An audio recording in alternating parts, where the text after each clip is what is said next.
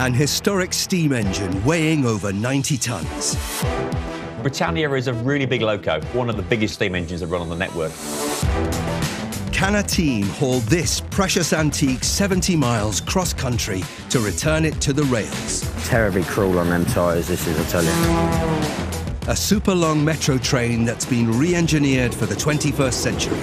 The Class 230 is pretty unique. It's the only battery train in the country. You good to go, Gav? Let's ride! Can this crew transport this supersized load through rugged rural roads in time for its first scheduled departure? Very bad, man. The teams must battle tight turns, Just spinning in the back of the trailer on the spot. treacherous traffic, He's moved, made it 10 times worse. and heavy metal to deliver these enormous engines on time. Go on, mate, go on, you're all good. A titanic task, even for the world's toughest train truckers.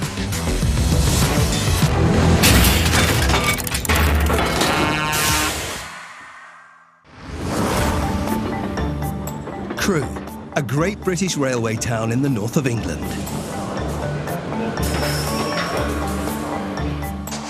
In its heyday in the 1930s, Crewe's railway works employed 20,000 people who designed and constructed more than 7,000 steam engines. Today, in the heart of the town, sits LNWR Heritage. This is a specialist restoration workshop where historic locomotives are repaired and refurbished. Ian Walker is the chief engineer. Steam locomotives were abandoned because they were labour intensive, in some respects unreliable, so we just muck in and get them fixed. Among the many prestigious engines undergoing work here is a steam-powered superstar. This is Britannia. You know, Britannia is one of the iconic steam engines. Britannia is one of those Premier League locomotives. It's up there with your Flying Scotsmans and your Tornadoes. Built in Crewe in 1951, Britannia was the very first engine made by the newly formed British Rail. Britannia's the first of its class. There's quite a lot of experimental kit on it. She is the latest technology in terms of steam development. 55 Britannia-class locomotives were built to haul both passengers and freight at speed around Britain. But today, just 2 examples survive. Ian's team has devoted the last 2 years to painstakingly restoring Britannia. This will allow it to return to the tracks for another 10 years of service. LNWR Heritage was founded by pop producer and railway enthusiast Pete Waterman in 1988. The engine you see now, well, you can't imagine how much work's gone into it from what it was like when I purchased it. It's probably now better than the day it was made. The restored locomotive is believed to be worth £2 million. It's set to roll again on the Severn Valley Railway in Kidderminster.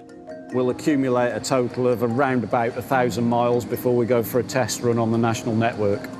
But just one thing stands between the 94-ton locomotive and the Severn Valley Railway: 70 miles of winding road. 75 miles south is a company that devises unique solutions to problems like this. And let's have your haulage. Allalys is a family-run firm that specialises in transporting heavyweight railway locomotives, old and new. We started initially just standard trucks and grown over the years. They have 10 dedicated heavy haulage crews that operate an arsenal of innovative trucks and machinery to haul train engines and carriages around the world. So that is Britannia Loco and Tender. Pick up at Crewe at your site and running down to Severn Valley, Kidderminster. Britannia weighs in at 94 tonnes and is 21 metres long. That's twice the length of a double-decker bus and 7 times heavier. Britannia is a really big loco. She's one of the biggest locos that run on the network. Hauling this Goliath to Kidderminster will be an epic engineering endeavour. The team needs to make sure that they select the optimum route, the best trucks, and the most resilient crew for this job.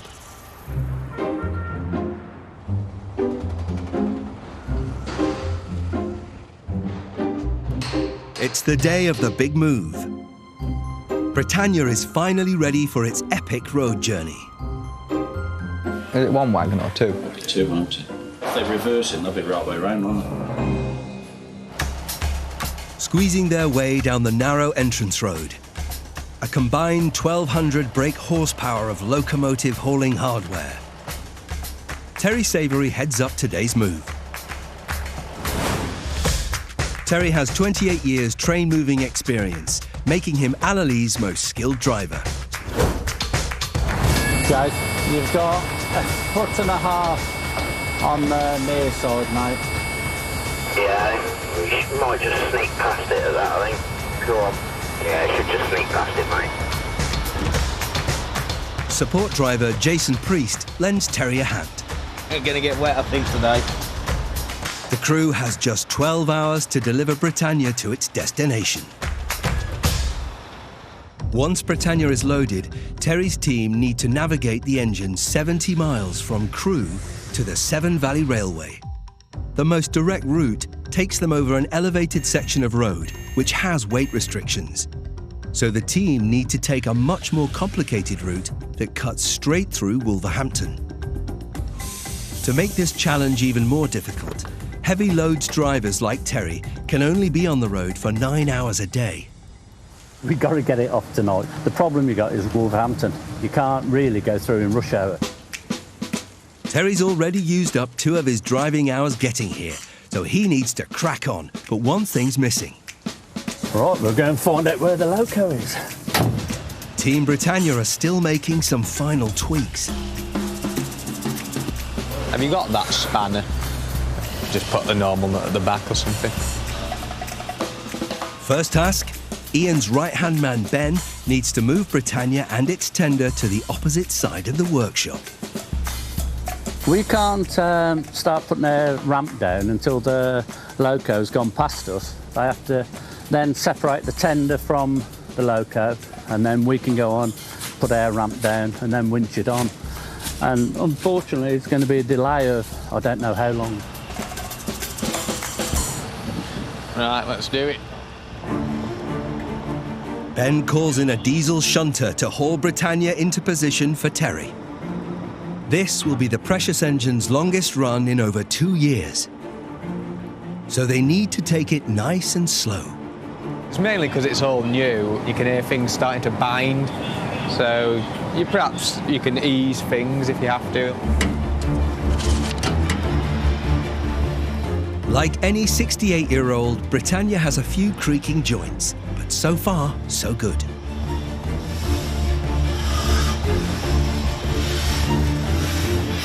It's now gone 12. One loco. We just need them now to split it, and then we can start loading it. With Britannia finally in position, Terry and his team face their next big challenge. They need to load the 94-ton engine onto the truck. To do this, Terry's crew must build a ramp from the back of the trailer down to the rails and reinforce it with heavy blocks of wood. To haul Britannia onto the trailer, they need to hook it up to winch cables. These will safely pull the engine up onto the trailer. Terry's team want to beat the traffic and reach their destination before nightfall. 2 now. They're ready to load the locomotive, but the locomotive isn't ready for them. Just try to get these final little bits done before it disappears. At the moment, they're still working on the loco, and we can't have it till they finish working on it. So I don't know why there's a delay, but there is a delay.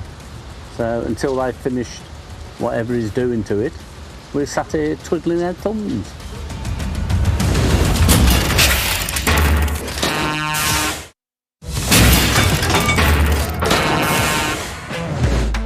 In Crewe, after a 2-hour delay, Terry and his trucking team are finally gearing up to winch the steam-powered superstar Britannia onto their truck for its 70-mile journey to the Severn Valley Railway in Kidderminster. Hold in there, Joyce. We got the weight of the loco on that.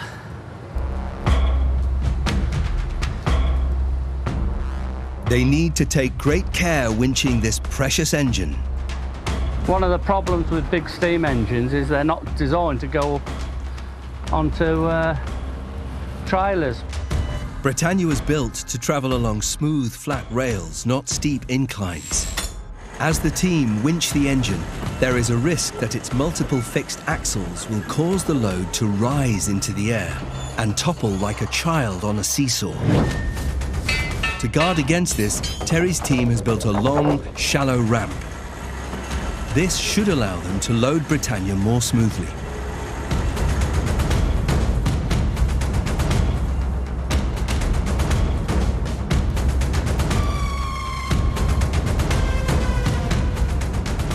Another metre and the last wheel will be on. Hold it there, Chase. I think we'll try it there. It's taken 90 painstaking minutes to carefully winch Britannia and its tender up onto the trailers. Locked and loaded, they're running 2 hours behind schedule. 2 hours is the difference between doing it in 1 day and doing it in 2 days. Next challenge, reverse the heavily loaded trucks out of the tree-lined yard and onto the road. A risky manoeuvre. Okay, I'm bringing it over to the offside, mate, towards these railings. Yeah, I'm going to keep it tight to the near side up here, Tez, keep it out of trees, mate, all right?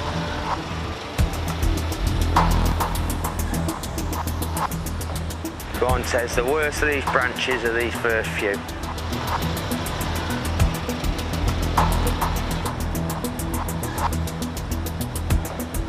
Go on, Tez, keep coming. The trees were a close shave, but Terry's team need a guiding hand to make the tight 90-degree turn onto the main road. Without rear-wheel steer, the trailer wouldn't have the space to make the turn and would end up blocking the road. But Jason can operate the rear wheels independently by remote control. This allows him to guide the trailer safely out onto the road. Nice and steady, Tez, just coming up on the curve, mate. Go on. Go on. Terribly cruel on them tyres, this is, I tell you. Go on, mate. They make it out. But navigating this enormous steam engine through Crewe's rush hour will be no mean feat.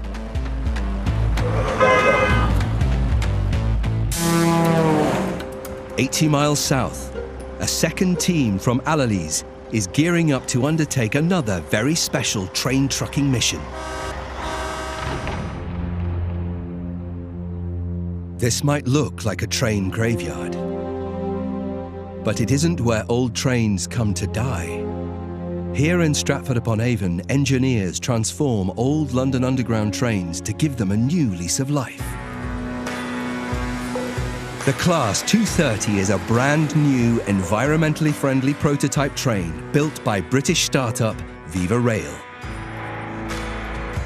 Each carriage and engine is refurbished London Underground stock.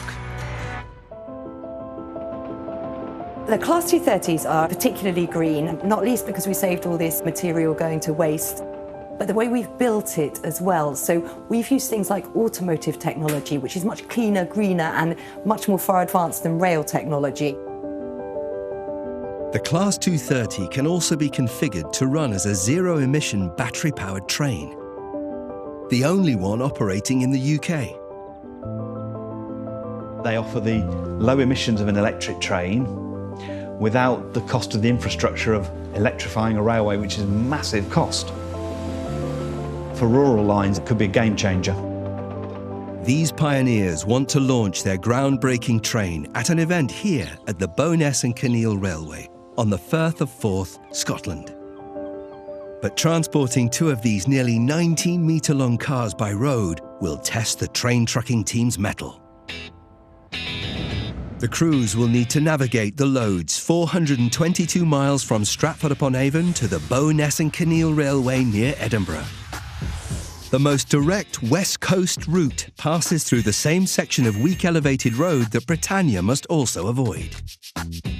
So the team need to take a much longer alternative route up the east coast.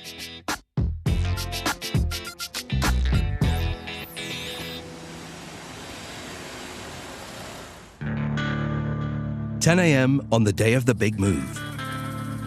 The two units need to be in Scotland for their launch event 36 hours from now. In charge of this trucking mission is Gav Josephs. In his 8 years on the job, Gav has moved over 500 trains. It's hard work. A lot of lifting and humping about. First challenge, shunt the train into position so he can load its 2 cars onto a truck. I just want the train pushed further down so we can get the truck over the top of the track. We straighten it all up then. That's the ideal way. If the trailer is at an angle to the railway line, then the ramp won't be straight and the train could roll over and derail. So Gavin needs the train to move back, so he can line his trailer up with the rails, build the ramp, and ensure the load is smooth and trouble-free. Well, as soon as I move it, I'll get it on the line. This battery-powered train is a complex prototype. Starting it up calls for engineers with laptops. Can you get it so it just rolls? I can do that.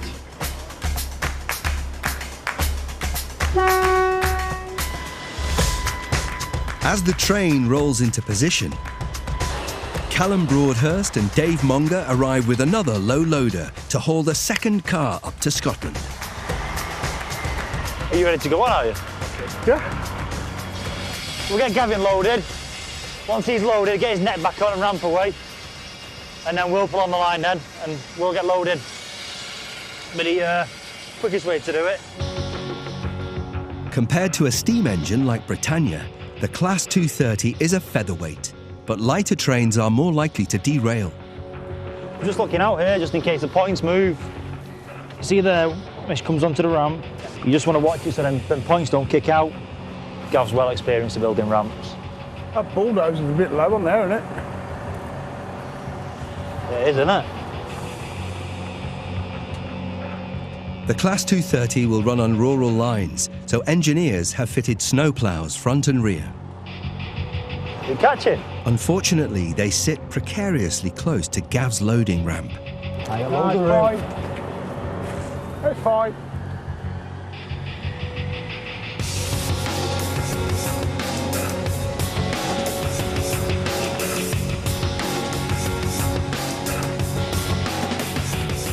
One car safely loaded.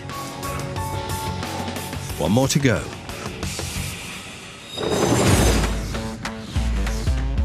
In Crewe, Terry is struggling to steer the legendary steam engine Britannia through rush hour traffic. Jason keeps a close watch from his escort vehicle. Let's watch that idiot in that black BMW who's come round here. Outside here, mate. Go on. Go on. Go on. Go on. Go on. Nice and steady, mate. Go on, nice and steady. Go on. Go on. Go on. Come on. Hang on, steady on. He's moving, the idiot.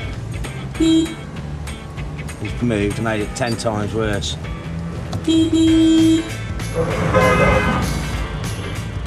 It's 5 p.m. The original plan was to have delivered and unloaded Britannia by now. But Terry and Jason still have the 70-mile drive to the Severn Valley Railway in Kidderminster ahead of them. I should think we'll probably be 4 hours.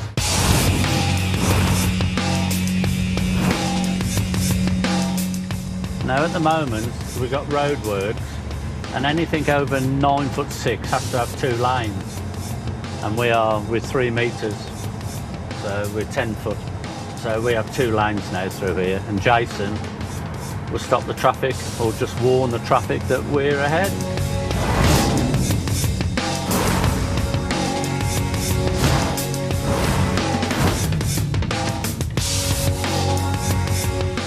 It takes 3.5 hours to reach the outskirts of Wolverhampton. 6 mile, I think, from the M5. So maybe another hour and a half, maybe, we'll be in Kidderminster.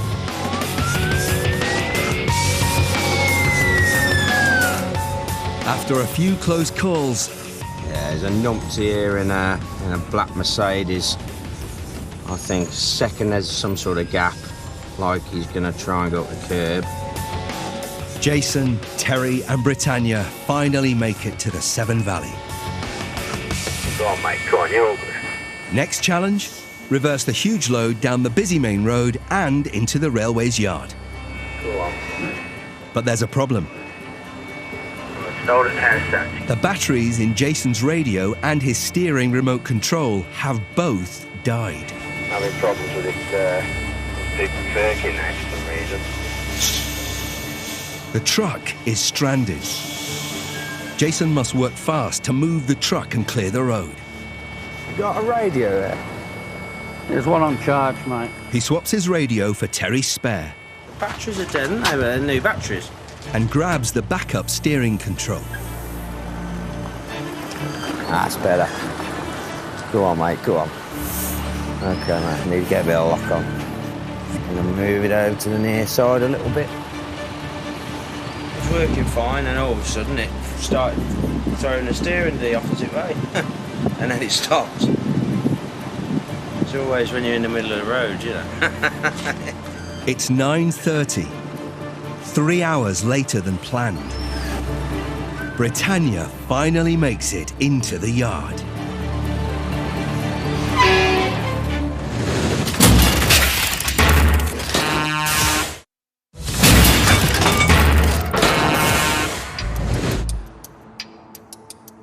Legendary engine Britannia has arrived at the Severn Valley Railway. Terry remains responsible for the engine while it's on his truck, so tonight he's bedding down with Britannia. We daren't leave it here all night unattended because there are people that steal things. Especially copper. So it's just practice that we wouldn't leave a valuable engine unattended, even though it's locked up in a compound. So I got the short straw.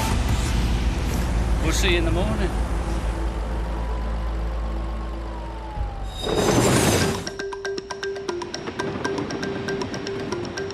In Stratford-upon-Avon,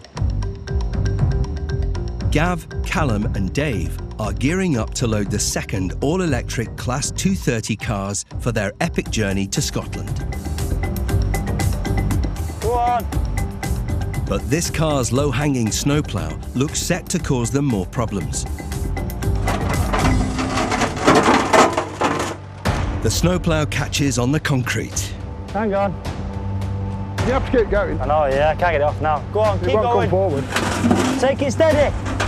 Dave adjusts the winch. Pull too hard and the snowplow will be ripped from the train. They're a nuisance, they are, aren't they? Despite the close encounter with the concrete, both cars make it onto the trucks intact. Oh dear, Yeah, I'll do. oh dear. It's time to hit the road. Are you good to go, Gav? Let's ride. Beep, beep.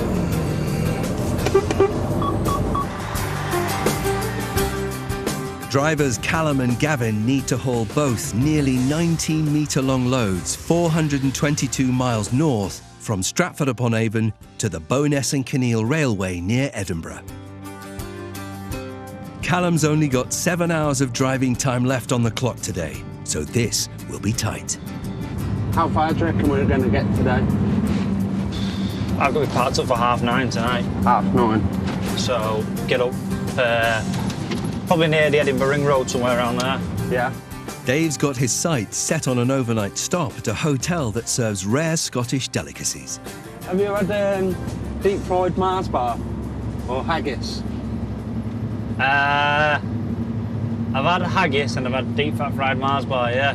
The cholesterol was through the roof. What was it? You've had deep fat fried Mars bar? Yeah. You probably have them every night. Oh, I used to, yeah. And what are they called? Cadbury's cream egg. What, deep fat fry? Yeah, man. Oh, mate. Beautiful in batter. Sort your life out. Oh, we bought into it. Oh.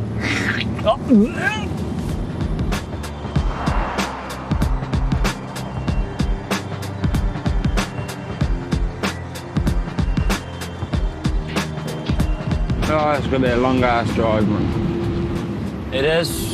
Be a full card. 150 miles into the trek, they run into heavy traffic. Gonna start moving on to that second lane.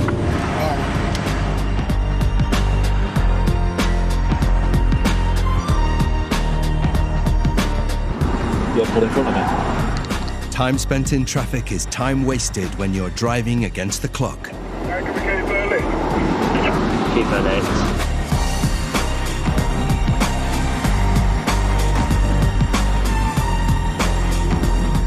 This could be a long, slow crawl through the night.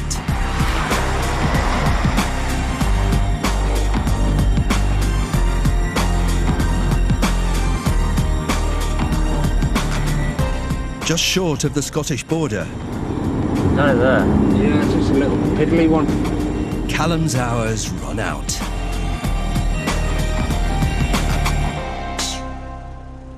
It's 10:15. This is about as far as we're going to get tonight because our day's up. We'll take our time off and then we'll crack on again in the morning. And I'm hoping to be up there for 10 o'clock. Sorry, Dave. Tonight's dinner will be instant noodles and sliced bread. Deep-fried Mars bars will have to wait until tomorrow.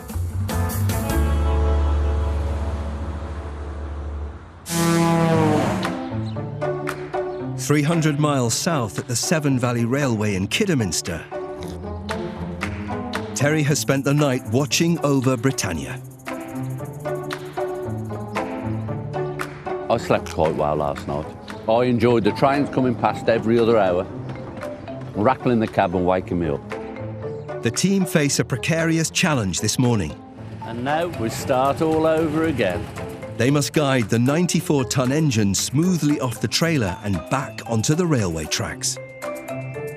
So we want the tender off first, and that will go down onto a straight bit of track, and then the engine will come down behind it, and then we'll join it together. Which makes sense. This is a precision manoeuvre that makes Britannia's chief engineer, Ian Walker, anxious. It's kind of getting to crunch point now, so everybody's nervous. It's going to probably be mid-late morning, I expect, by the time they've unloaded both sections of the loco. The loco's here in the yard ready, the tender's just reversing up the car park as we speak. At 40 tons, the tender is a lightweight. Whoa! Shock it, Ted. Okay, hang on. Now, the big one, Britannia. Okay. With 94 tons of rolling weight, it should roll straight off. And again, Jace. But it's not budging. There's a little raised piece of steel that's maybe 2 millimetres higher than the trailer, and that stops the loco coming off.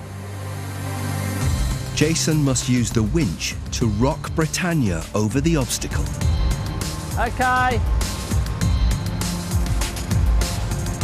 The engine makes it back on the rails once again. It's all off now.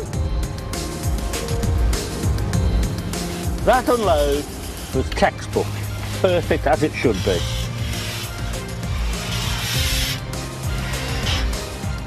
Mission complete for Terry's crew.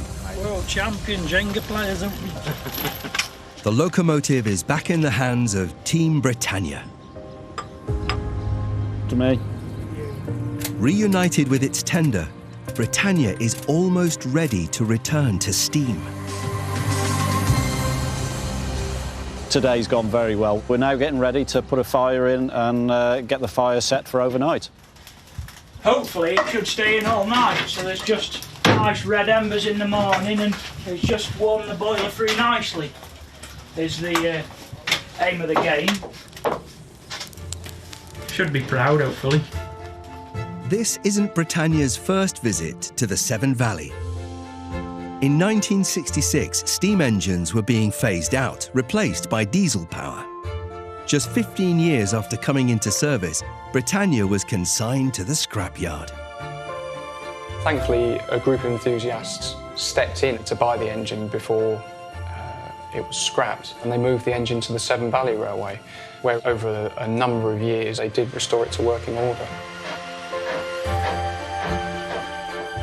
Tomorrow, the team will find out if her latest overhaul has paid off, as Britannia will attempt to ride the rails once more.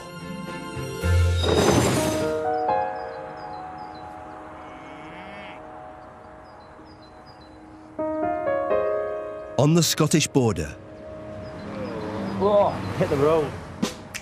after an overnight stop in a lay-by, Callum, Dave and Gav are gearing up for the final leg of their 422-mile journey to deliver 2 Class 230 electric cars to the Bowness and Kinneil Railway. Here we go again. Welcome to Scotland. The crew need to navigate the 2 super long loads 80 miles to the Bowness and Kinneil Railway in Scotland. Weird how tea tastes different in a styrofoam cup, don't it? It does, yeah. It's like Don't drink in plastic. The hilly road makes for slow going. What we at? Yeah, what we're doing, speed-wise? This is the bit I like, this bit here. Yeah, it's nice, isn't it? Edinburgh, 50 miles.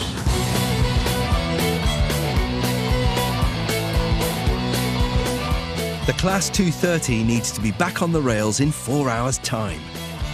But the deeper into the Lothian hills they travel, the tighter and bumpier the roads become. Are you all good on your back end? Yeah, you're all good.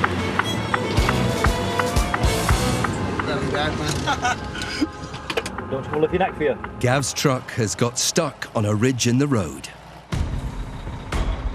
There's not enough space between the trailer and the ground to move over the crest of the hill. If Gav keeps driving, he'll damage the trailer and could unbalance the heavy load. He needs to use the trailer's hydraulics to raise it up in order to clear the hill and drive safely on. Hold it out, coming on. Go on, mate. Go on. Yeah, he's lifted up now. After a tight squeeze, they make it back onto the home straight to the Bowness and Kinneil Steam Railway. Bowness is a small town on the Firth of Forth. We acquired this site in 1979, and all of this has been built by volunteers over the last 40 years. There was not a railway here. But the major thing that differentiates us from other railways is that we have the Museum of Scottish Railways.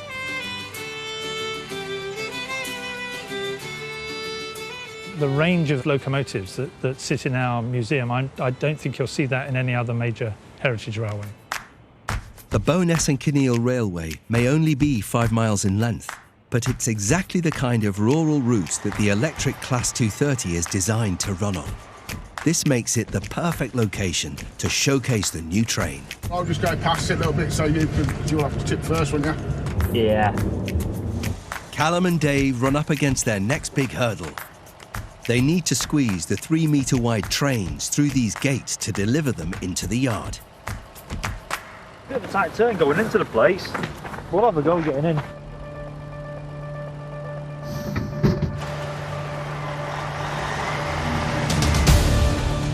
Start following the trailer now, mate. Take me right back to just past the Audi there, and I'll take a big sweep in. Get too sharp there at my neck, let me know.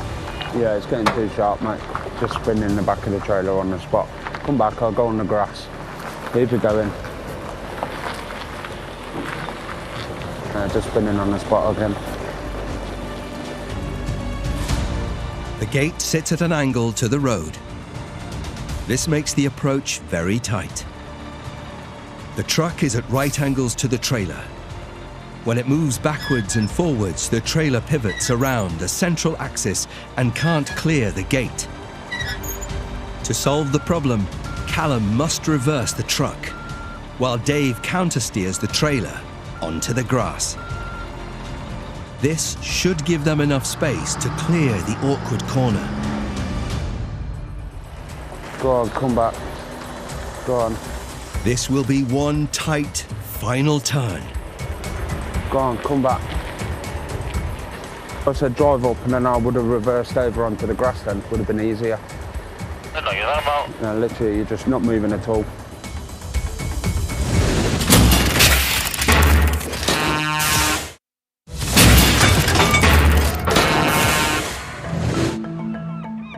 At the Bowness and Kinneil Railway near Edinburgh. Just spinning on the spot again. Callum and Dave are in a tight spot, hauling the two Class 230 cars through a narrow rail yard gate. Go on, it's moving now. Nice and steady, nice and steady. Yeah, go on mate, keep going. Keep it going. Keep it going. Keep it going mate, yeah, loads are in. Go on, get it in there. Yeah, go on, we're in now, mate. It takes precision guidance to steer both trucks through the gate and into the yard. Final task?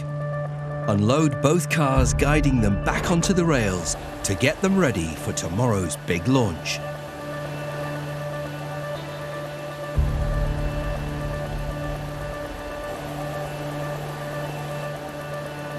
Take it steady. I was a bit worried about the front because the front's got a big snowplow, but I had to go 3 or 4 inches coming down there. So, bang on. You've got to push it 30 foot. And that'll be us done that one, then the next one in and get that off. So, loads of fun. One car down, one to go.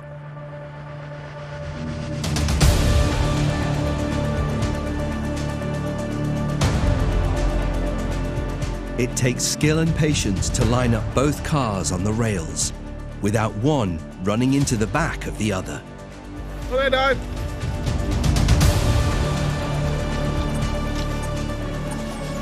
Yeah, keep going. Keep going. Keep going. Keep going. Keep going. Hold it at that a minute. Hold it at that.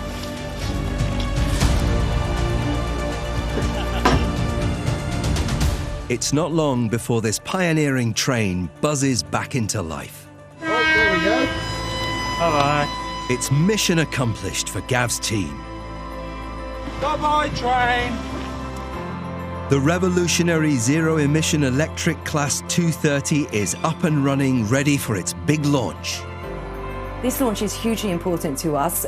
We really need to get it out there and show that this technology works today. Battery power has the potential to bring environmentally friendly technology to remote rural railway lines, where diesel engines would traditionally run. Hundreds turn out to experience the new Class 230. Zero-emission train travel gets the public thumbs up. 300 miles south, at the Severn Valley Railway in Kidderminster. Oh, that's gone too far now.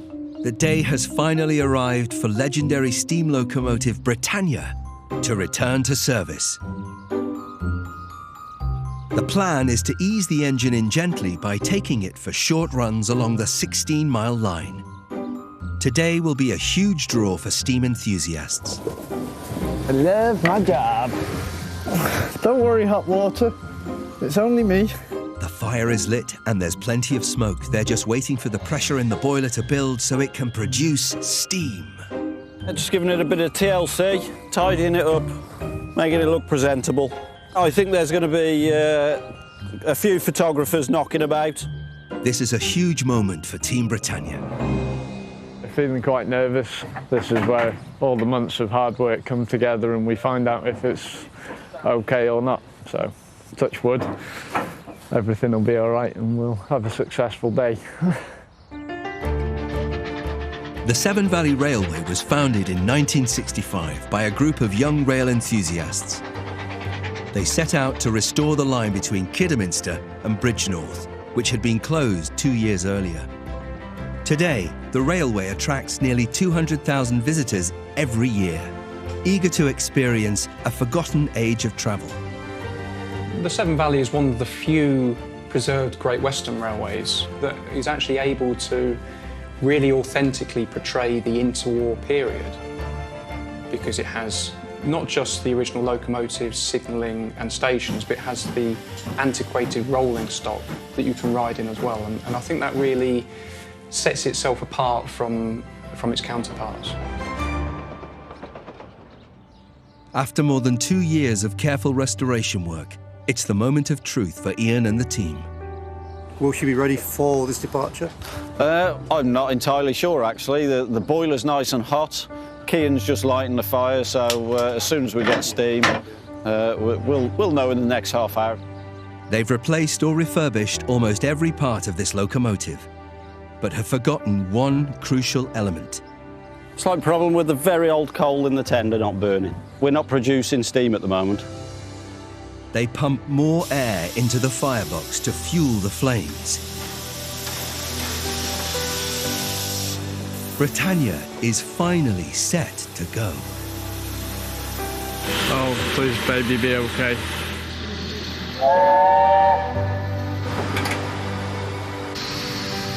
The 68-year-old is rolling under its own steam once again.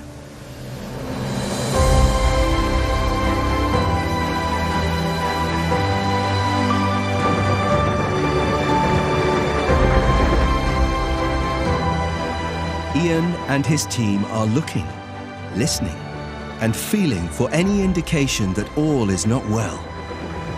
But first signs are good. Cian, we'll stop for a look round. Okay,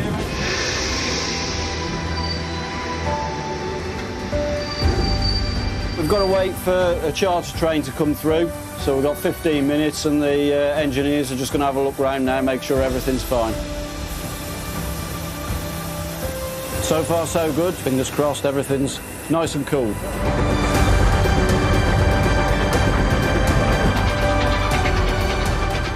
Britannia spends the rest of the day racking up 36 trouble-free miles. The guys and myself are all extremely proud. Today's been very successful and it's a huge relief that it's been successful. You know, we've just got a few teething problems to see through, but the ultimate goal is there of getting back on the main line at 75 miles an hour.